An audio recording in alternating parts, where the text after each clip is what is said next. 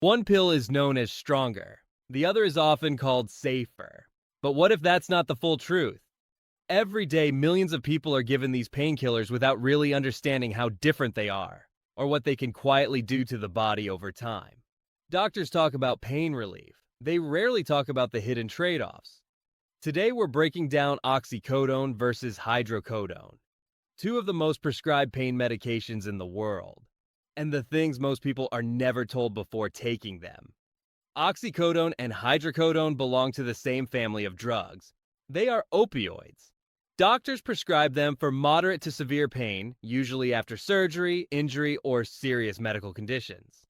On the surface, they seem very similar. Different names, different labels, but the same purpose. Both work by attaching to pain receptors inside the brain and spinal cord. These receptors control how pain signals are felt.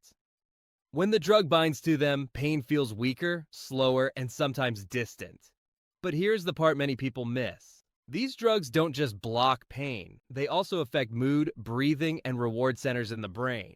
That's why both oxycodone and hydrocodone are classified as Schedule II drugs. This means they have a high risk for addiction and misuse.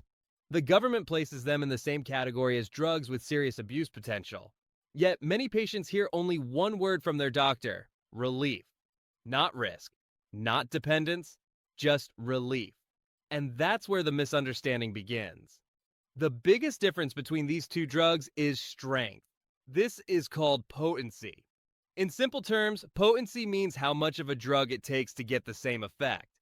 Oxycodone is generally stronger than hydrocodone. A smaller dose of oxycodone can produce the same pain relief as a larger dose of hydrocodone. That sounds like a good thing. Less medicine. Same relief. But stronger does not always mean better. Stronger drugs often bring stronger side effects. They can also push the body toward tolerance faster. Some studies show that when both drugs are given at equal pain-relieving doses, the actual pain control can be very similar. In other words, many patients don't feel a big difference in pain relief. What they do feel is the difference in how their body reacts. Strength changes how the brain responds. It changes how fast dependence forms. And it changes how hard it is to stop. The mistake is thinking strength equals safety. In reality, strength simply raises the stakes. Doctors often talk about pain relief. They don't always talk about how these drugs feel. Oxycodone is more likely to cause a sense of euphoria, a light, floating feeling, a mental calm that goes beyond pain control.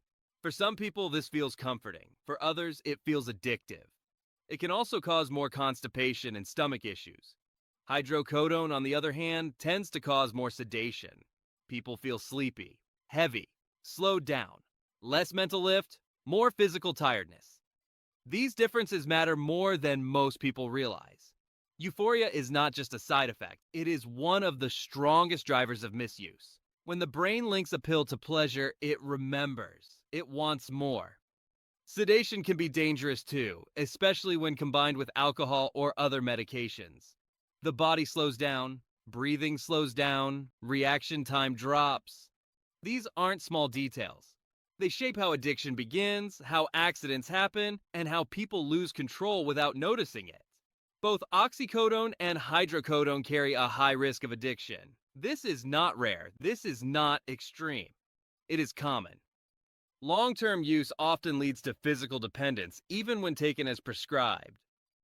Some studies suggest oxycodone may have a slightly higher abuse potential, not because it's evil, but because of how strongly it activates reward pathways in the brain. Over time, the body adapts.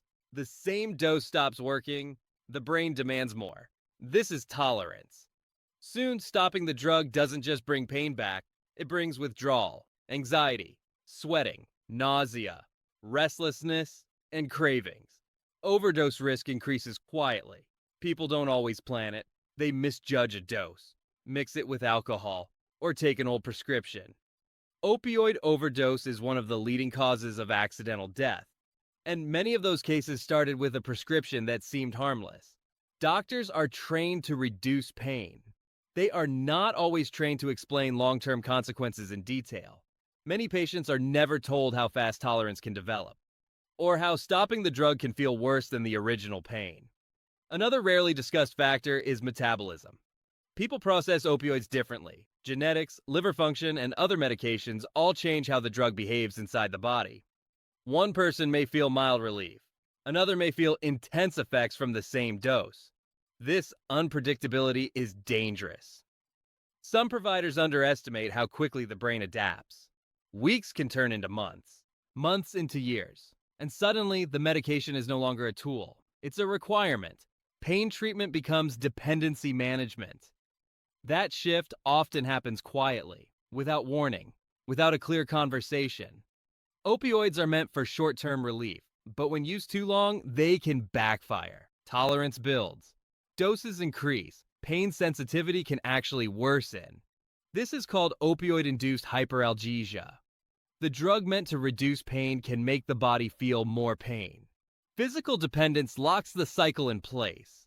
Withdrawal symptoms push people back to the pill, even when pain is gone. Over time, daily function drops, energy drops, mood changes, sleep breaks down. The medicine stops solving a problem and starts creating new ones. That's why many experts now push alternatives first. Anti-inflammatory drugs, physical therapy, nerve treatments, lifestyle changes. These options don't promise instant relief, but they don't quietly take control either. Never mix opioids with alcohol. This combination dramatically increases overdose risk. Always follow your doctor's exact instructions. More is not better. Longer is not safer. Ask questions, especially about non-opioid options.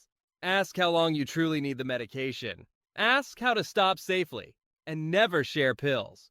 What feels manageable for one body can be fatal for another. Respect the drug, even if it came from a prescription bottle. Oxycodone and hydrocodone can both reduce pain, but both come with serious risks.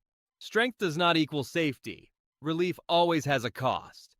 The more you understand, the more control you have. What surprised you the most about these drugs? Let us know in the